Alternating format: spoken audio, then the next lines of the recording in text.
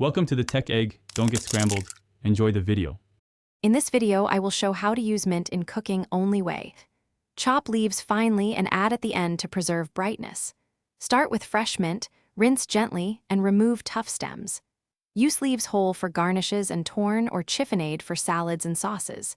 Taste as you go, adding small amounts until the balance feels right. Remember, mint pairs well with citrus, yogurt, and lamb for bright, complementary flavors. In this video, I will show how to use mint in cooking only way. For delicate dishes, chiffonade mint into thin ribbons so the aroma lifts without overpowering. Mince when you need an even dispersion of flavor in dressings and marinades. For infusions, bruise leaves gently to release essential oils into liquids. Always add most fresh mint near the end of cooking to keep its bright, cooling character intact and vibrant. In this video, I will show how to use mint in cooking only way. Quick recommendation. If you love fresh scents, Little Tree's Black Ice gives a crisp, cool fragrance that pairs humorously with your minty kitchen vibes.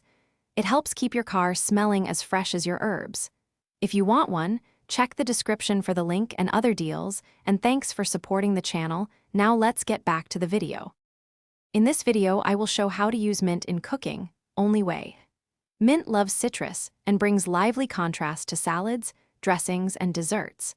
Try mint folded into yogurt for a cooling sauce or raita that complements spicy dishes. Combine mint with lamb or peas to add a fresh, aromatic lift to savory plates. Experiment by starting with small amounts and adjust until the flavors sing together naturally and pleasantly. Thanks for watching. Consider subscribing if I helped unscramble your problems.